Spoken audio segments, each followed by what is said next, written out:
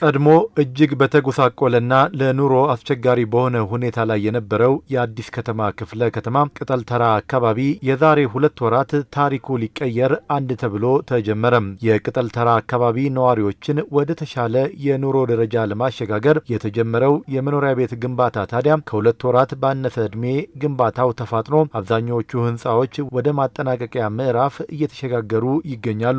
የግንባታውን የስራ ሂደት በቦታው ተገኝተው የገመገሙት ከንቲባ አዳነች አቤቤ የግንባታ ሂደቱ በመልካም አፈጻጸም ላይ ይገኛል ብለዋል። ዛሬ እንግዲህ የቅጠል ተራ የመኖሪያ ቤቶች ግንባታ የደረሰበትን ስራ ገምግመናል። እጅግ በጣም አስደናቂ በሆነ ሁኔታ የዛሬ 2 ወር የተጀመረው ወደ 9ኛው ወለል ላይ ደርሷል። አጠቃላይ በወቅቱ የተጀመሩት በዚህ ፍጥነትና እጅግ በጣም አስደናቂ በሆነ ሁኔታ ወደ የፊኒሺንግ ስራ እያለፉ ነው ያሉት። ቦታቸው ሳይጸዳላቸው ትንሽ የዘገየባቸው ደግሞ እነሱም እንዲሁ በጥሩ ብርታት ወደ 4ኛ ወደ 5ኛ እንደዚህ ደርሰዋል። ስራው በጣም በጥሩ ሁኔታ እየሄደልን ስለሆነ ካስጀመርን በኋላ በመሃሉ ደግሞ ገምግመን አዳዲስ ህንፃዎች ወደ 3 ህንፃዎች እንዲጨመሩ አድርገናል።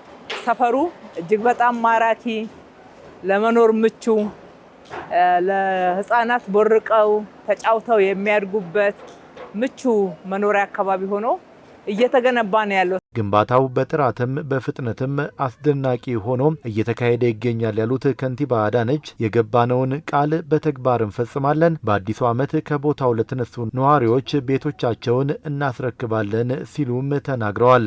እዚህ ጋር በጣም አስደናቂውና ሊነገርለት የሚገባው የኮንስትራክሽን ፍጥነቱ፣ የግንባታው ጥራቱ እና ከፍተኛ የሆነ መሰጠትን ያየንበት ነው። እንደሚታወቀው በምርጫ ስራ ላይ ነው የቆየ ነው። ነገር ግን አንድም ስራ በምርጫ ምክንያት አልቆመም። ብንመረጥም ባንመረጥም ለህዝባችን የገባነውን ቃል በዚህ ኃላፊነት ላይ ባለንበት ጊዜ ሰርተን ማስረከብ አለብን በሚል ትልቅ መሰጠት ነው ሲሰራ የነበረው።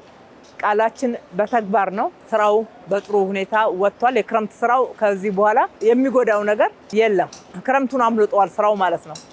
ለህዝባችን ከዚህ ላነሳናቸው ለቅጠል ተራ ነዋሪዎች ደግሞ በአዲሱ ዓመት ያማረ የተዋበ እጅግ በጣም ዘመናዊ ቤት ይጠብቃቸዋል። ዘመናዊ አኗኗር ትጀምራላችሁ። የቅጠል ተራ አካባቢን ሰሞኑን ግንባታው ከተጀመረው የገዳም ሰፈር አካባቢ የአራዳ የበጎነት መንደርና ከጣሊያን ሰፈር አስተሳስሮ በማልማት ምቹና ዘመናዊ የመኖሪያ አካባቢን ለመፍጠር እንደሚሰራም ከንቲባ አዳነች ገልጸዋል። ቅጠል ተራን ትላንትና ከጀመርነው በተለምዶ ገዳም ሰፈር ተብሎ ከሚጠራው ከከንቲባ ጽሕፈት ቤት ጀርባ ካለው ሰፈር ጋራ አንድ ላይ እንዴት አድርገን አገጣጥመን ይሄን አካባቢ ሙሉ ለሙሉ መቀየር እንችላለን የሚለውን ታሳቢ ያደረገ ስራ ነው የምንሰራው። መሀል ላይ ጣሊያን ሰፈር የሚባለው አለ፣ እሱንም እንጨምረዋለን። ይሄ ኮኔክትር ሲሆን አንድ ላይ ሲገናኝ አካባቢው አጠቃላይ ሲደማመር አንድ ትልቅ ከተማ ነው የሚሆነው።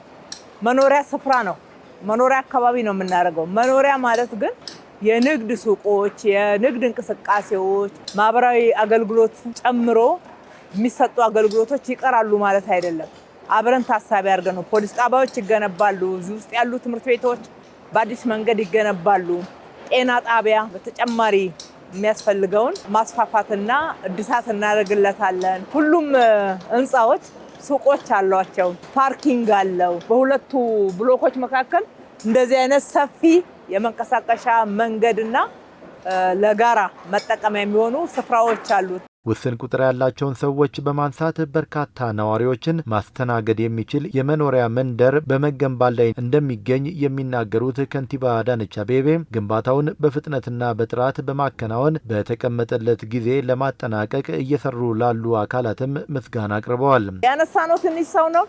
በብዙ እጥፍ ቤቶችን ጨምረን ነው እያገኘን ያለ ነው። በየቦታው ላይ ካነሳነው ሰው ጋራ ሲታይ ፈጽሞ ቁጥሩ የማይወዳደርና የማይመጣጠን በብዙ እጥፍ መልሶ ብዙ ነዋሪዎችን የሚይዝልን ሆኖ እየተገነባ ነው ያለ ነው። እየገነቡ ያሉትን ኮንትራክተሮች በጣም ላመሰግናችሁ ወዳለሁ። በርቱ ማለት ወዳለሁ።